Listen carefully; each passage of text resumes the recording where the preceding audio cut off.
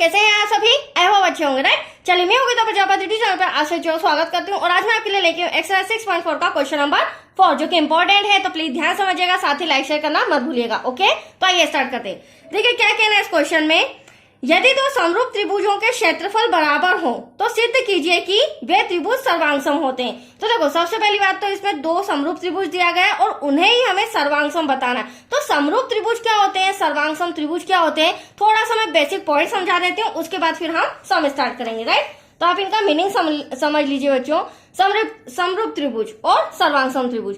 अब समरूप त्रिभुज कब आपस में, जो दो त्रिभुज कब आपस में समरूप होते हैं, तो देखो जब उनकी संगत कोण, ये वाला कोण इसके बराबर हो, ये वाला कोण इसके बराबर हो और ये वाला कोण इसके बराबर हो, और साथ ही साथ इनकी संगत भुजाएं आपस में आनुपातिक हो, तब हम कह सकते हैं कि हाँ ये दोनों त्रिभुज आपस में समरूप है।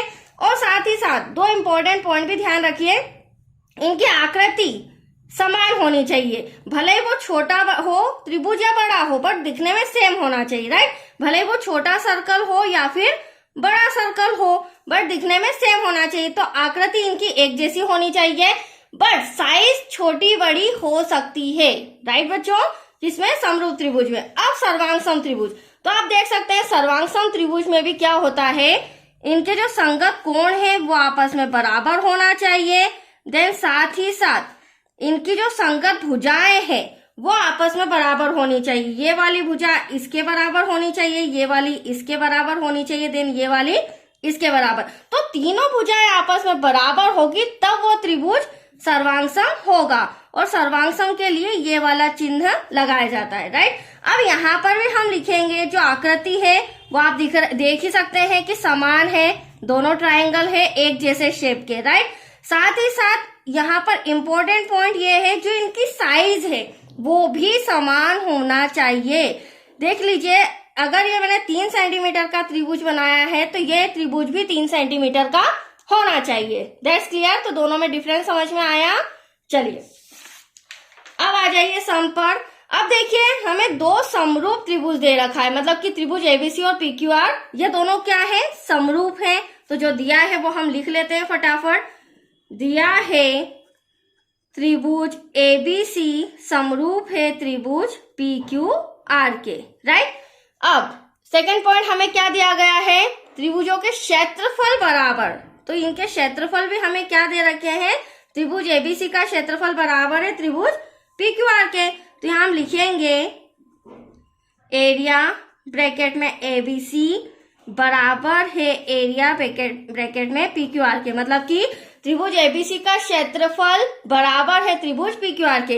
इसे मैं फिलहाल समीकरण नंबर फर्स्ट दे देती हूँ, राइट बच्चों। अब सेकेंड हमें सिद्ध करने के लिए कहा गया है, त्रिभुज एबीसी सर्वांगसम होना चाहिए त्रिभुज पीक्यूआर के, तो वो भी हम रिटर्न कर लेते हैं। तो सिद्ध करना है त्रिभुज एबीसी सर्वांगसम होना चाहिए त्रिभुज पीक्यूआर के, राइट। अब यहां पर हम क्या करेंगे, प्रमेय 6.6 का यूज करेंगे, राइट। प्रमेय इन दोनों को सिद्ध करने के लिए प्रमेय 6.6 के अनुसार। अब आप सोच रहे होंगे मैडम प्रमेय 6.6 क्या होती है। वैसे तो मैंने पर्टिकुलर इसका वीडियो बना रखा है और मैंने आपको हर बार यही कहा है बच्चों, पहले प्रमेय समझ लीजिए क्योंकि इंपॉर्टेंट है, और हमारा 6.4 एक्सरसाइज पूरा इसी पर डिपेंड है, राइट। चलिए मैं एक्सप्लेन करती हूँ प्रमेय 6.6 क्या होती है। तो प्रमेय 6.6 होती है बच्चों, दो समरूप त्रिभुजों के क्षेत्रफलों का अनुपात इनकी संगत भुजाओं के अनुपात के वर्ग के बराबर होता है। तो कहने का मतलब ये है, जब हम इन दोनों त्रिभुज की संगत भुजाएं आपस में बराबर बता देंगे तो दैट्स योर आंसर, ये दोनों त्रिभुज आपस में क्या हो जाएंगे, सर्वांगसम हो जाएंगे, राइट। तो चलिए अब हम प्रमेय 6.6 के अनुसार लिखेंगे, त्रिभुज एबीसी का क्षेत्रफल डिवाइड में त्रिभुज पीक्यूआर का क्षेत्रफल इक्वल्स टू। अब देखिए, अभी मैंने बोला इनकी संगत भुजाओं का अनुपात, मतलब कि ए बी अपॉन में पी क्यू, आप ड्रॉ में भी देखते जाइए, ए बी अपॉन में पी क्यू संगत भुजा है, बीसी अपॉन में क्यू आर के, और बीसी अपॉन में क्यू आर संगत भुजा है एसी अपॉन में पी आर के। अब ये अनुपात तो हो गया, अब अनुपात के वर्ग के बराबर, तो मैं यहाँ पर वर्ग भी लगा देती हूँ। अब यहाँ तक कोई डाउट आपको? मैंने प्रमेय के अनुसार ये सारा लिख लिया है क्षेत्रफल, राइट। अब हम क्या करेंगे बच्चों, यहाँ पर मैं आपको समझा देती हूँ। मैंने पहले ही बताया था त्रिभुज एबीसी का क्षेत्रफल बराबर है त्रिभुज पीक्यूआर के। तो हम यहाँ क्या करेंगे, समीकरण 1 भी मैंने दिया था, समीकरण 1 से हम पीक्यूआर के प्लेस पर त्रिभुज एबीसी का क्षेत्रफल लिख देंगे। आप चाहे तो एबीसी के क्षेत्रफल पर पीक्यूआर का क्षेत्रफल भी लिख सकते हैं, क्योंकि एटलीस्ट हमें सब में ये दोनों क्षेत्रफल बराबर दिए हैं।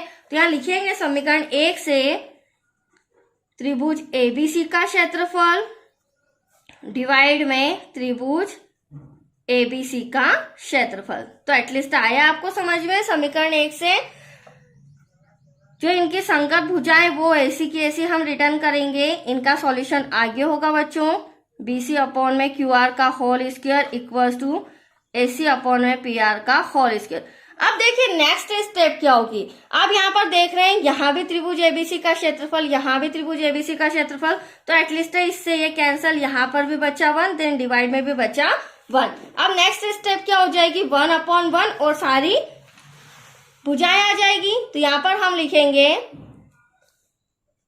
1/1 इक्वल्स टू AB अपॉन में PQ का होल स्क्वायर बराबर है BC अपॉन में QR के होल स्क्वायर के, और BC अपॉन में QR का होल स्क्वायर बराबर है AC अपॉन में PR के, राइट।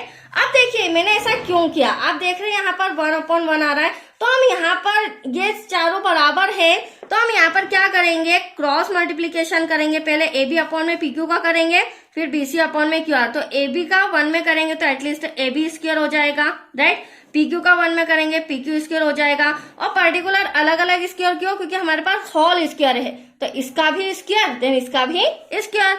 फिर BC का भी जहां पे क्रॉस मल्टीप्लीकेशन करूंगी 1 में तो BC स्क्वायर आ जाएगा, QR का भी करेंगे तो QR स्क्वायर आ जाएगा।